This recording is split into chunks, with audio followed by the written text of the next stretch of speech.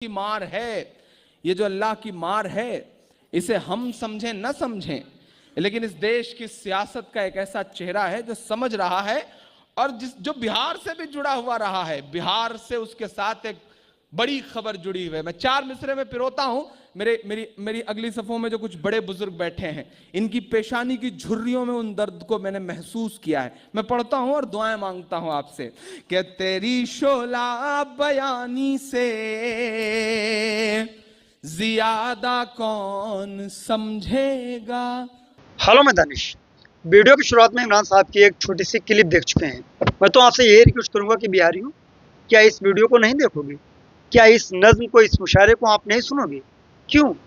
क्योंकि आजकल इमरान प्रताप गढ़ी साहब को पूरे देश में एक अलग नाम दिया जा रहा है और अच्छे से ट्रोल किया जा रहा है। क्यों ट्रोल किया जा रहा है आप सभी जानते होंगे। क्योंकि वहाँ पर उन्होंने एक मीडिया कर्मी से बातचीत करने के दौरान उनसे किसी मीडिया ने ये पूछा कि आप असदुद्दीन ओवैसी की पार्टी को इंडिया गठबंधन में क्यों नहीं शामिल करते हो। बस उनका ये कहना हुआ कि क्या वो एनडीए गठबंधन से बाहर हो गए हैं, क्या हट गए हैं क्या। बस इतना उनका बोलना था।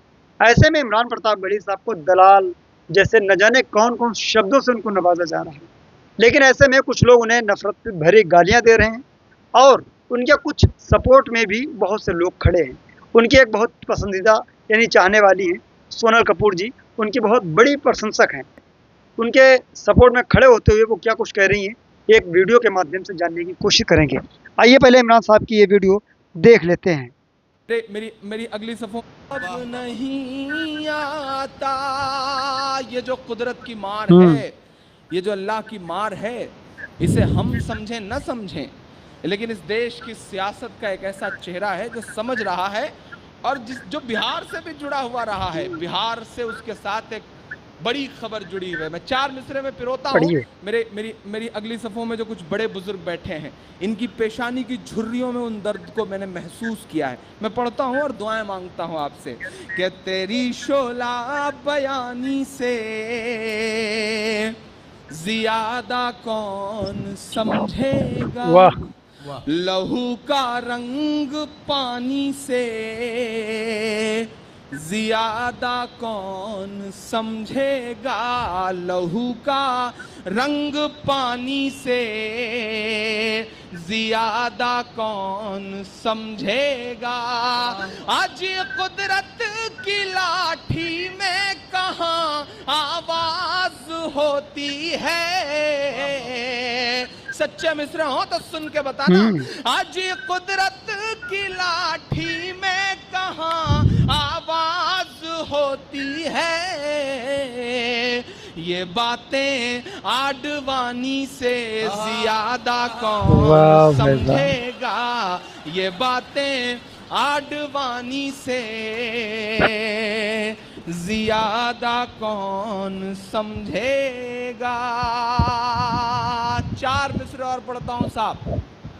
हमारे साहब पाकिस्तान जाते हैं तो नवाज शरीफ साहब की मां के पैर छूते हैं। अच्छा लगता है कि वह हिंदुस्तानी तहजीब को दुनिया के सामने रखते हैं। बिल्कुल। अमेरिका जाते हैं तो फेसबुक के ऑफिस में जा करके मां को याद करके रोते हैं। अच्छा लगता है कि उनके सीने में मां के लिए मोहब्बत है। लेकिन आदरणीय प्रधानमंत्री जी, देश में माएँ और भी हैं। मैं चार मिसरे पढ़ता हूँ, अगर सच्चे लगे तो आपसे दुआएं मांगता हूँ कि फजा में उड़ रहे जहरीले जुगनू क्यों नहीं दिखते। वाह, दिखते। जरा सुन के बताइए, बड़े हंगामों में पढ़ने का आदी हूँ। आप उसी तरह से सुन लेंगे तो इंशाल्लाह कलेजा आपकी हथेली पे रख के जाऊंगा। ये वादा करता हूँ आपसे कि फजा में उड़ रहे जहरीले जुगनू क्यों नहीं दिखते। किसी भी हादसे के सारे पहलू क्यों नहीं दिखते। किसी भी हादसे के सारे पहलू क्यों नहीं दिखते। जो माँ को याद कर परदेस में आंसू बहाता है। यहाँ से वहां तक जो माँ को याद कर परदेस में आंसू बहाता है।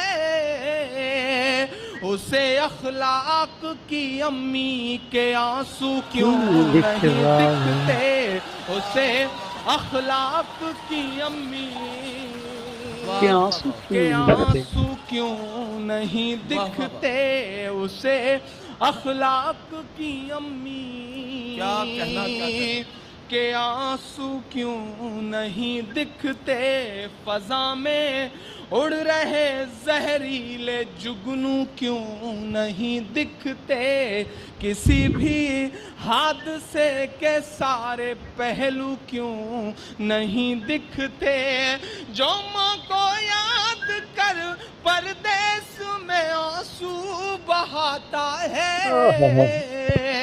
उसे अखलाक की अम्मी के आंसू क्यों नहीं दिखते, उसे अखलाक की अम्मी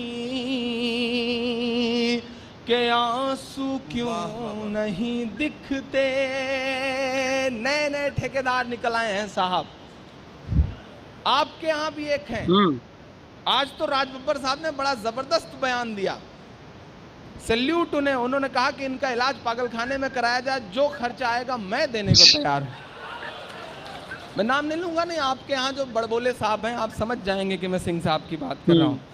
मैं 4 मिसरे पढ़ता हूँ, अब वो तय करेंगे कि कितना करो, क्या पहनो, वो सब तय करेंगे। मैं 4 मिसरे पढ़ता हूँ कि तेरी मर्जी है जो चाहे तू मेरे यार पैदा कर। क्या बात है भाई, बहुत अच्छा। वो बिहार के लोगों को बताएंगे कि ये करो, जहां का बच्चा पेट से सीख के आता है कि क्या करना है साहब, वो बिहार को बताएंगे। कमाल है नदीम भाई, वो पिछले दिनों आरा के एक स्कूल के टीचर ने जिस बच्चे को पढ़ाते थे उसके बाप को फोन किया, कहा भाई तुम्हारा बच्चा 2-3 क्लास में है लेकिन इतना शैतान है कि क्या करूं, परेशान हो गया हूं। बाप ने कहा क्या हुआ? बोले ऐसी तस्वीरें बनाता है, जिंदा लगती हैं वो। आज उसने जमीन पर 1000 की नोट बना दी, उसे उठाने का चक्कर में मेरे नाखून टूट गए, नोट नहीं उठी। तो बाप ने कहा तुम्हारे तो सिर्फ नाखून टूटे, मैं तो आईसीयू में हूं। तो टीचर ने कहा क्या हुआ? बोले कुछ नहीं, उसने बिजली के मीटर पे कैटरीना की तस्वीर बना दी थी, चूमने के चक्कर में आईसीयू में आ गया हूं मैं। ये है बिहार साहब। उस बिहार को सलाम करते हुए मिसरे पढ़ता हूं मैं कि तेरी मर्जी है जो चाहे तू मेरे यार पैदा कर, भले ही चाय वाला या के चौकीदार पैदा कर, भले ही चाय वाला या के चौकीदार पैदा कर। बड़ी हैरत है वो खुद एक भी पैदा न कर पाए। शिरकत हो आप सबकी। बड़ी हैरत है वो खुद एक भी पैदा न कर पाए, जो हर भाषण में कहते हैं कि बच्चे चार पैदा कर, जो हर भाषण में कहते हैं कि बच्चे चार पैदा कर, और मोहब्बत भाईचारे के दीवाने दिन ही लौटा दो।